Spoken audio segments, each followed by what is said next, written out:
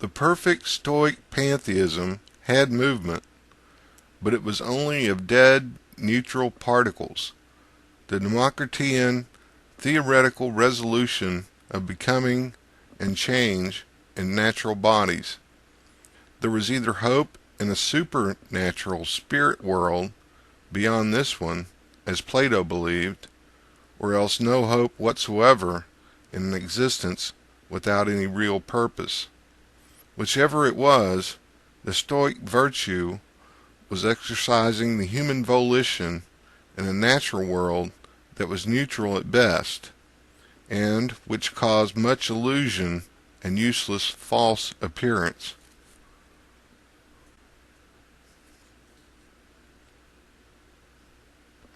The philosophy of Epicurus was a totally different reaction towards the logic of natural physics.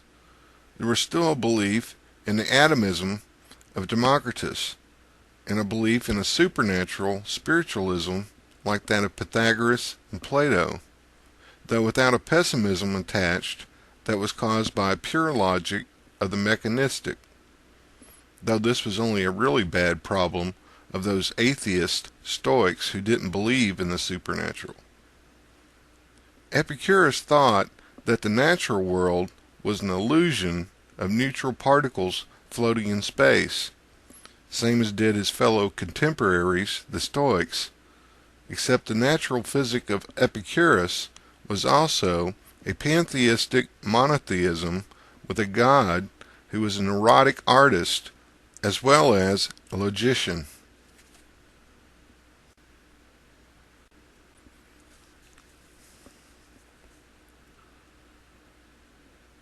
A creation of indifference that is neutral toward life, except that it sustains, may at first seem to be illogical.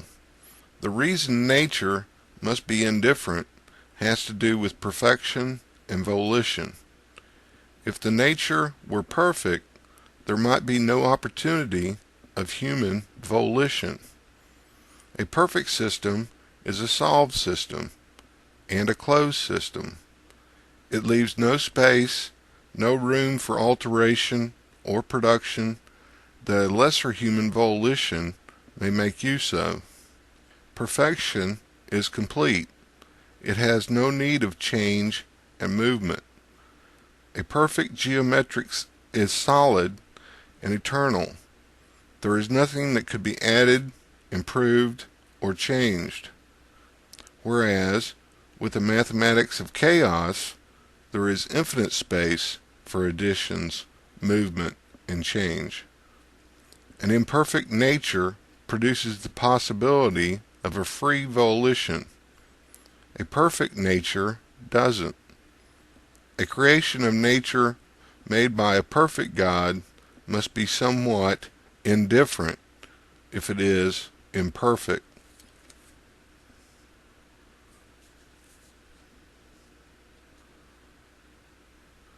It was logic and science above everything else, even excluding the remainder of human thought.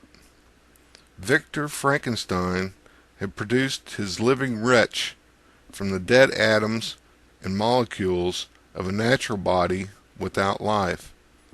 Only there was a nature still with life and breath when he did so, and this was the spiritual naturalism of Dionysian Epicurus. It was on a dreary night of November that I beheld the accomplishment of my toils. With an anxiety that almost amounted to agony, I collected the instruments of life around me, that I might infuse a spark of being into the lifeless thing that lay at my feet. Mary Shelley, Frankenstein, Chapter 5.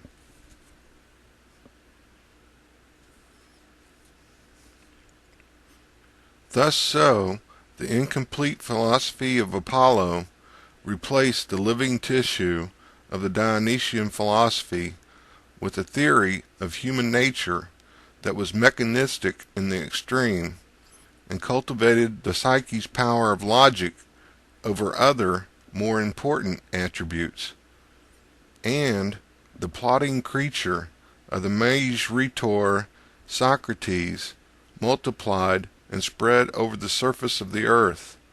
The more tender and loving humans of Hecate left their gardens and temples and fled into the safe dark underground of Chthonian caverns. Nearby the chasms ever brightened with the many shadows and reflections of the soft light of evening.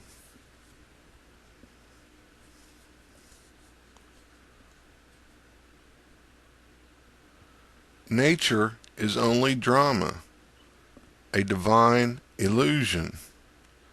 So, the logic of the God that governs and operates the illusion is not the highest function or even the highest power of the deity. This is the reason that Epicurus valued human emotion so much. Even though existence was drama, it was still mostly real for creatures like us, and our emotion was patterned on that of the deity that made the nature or existence for us. Whereas, when logic became supreme, so did perfection in thought and action become possible. Stoic virtue came to be equated with logic, and logic produced perfection. Now virtue is, to speak generally, a perfection in everything, as in the case of a statue. Diogenes Laertius, Zeno, section 54.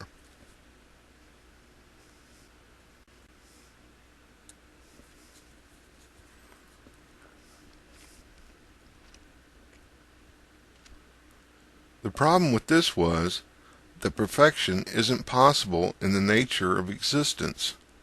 Near perfection maybe, but not perfection. The natural world was made to be imperfect and always changing in its forms. The goal of always seeking perfection in everything, then, shouldn't have been the only standard or quality of action. Perfection is itself a quality that is measured by other qualities.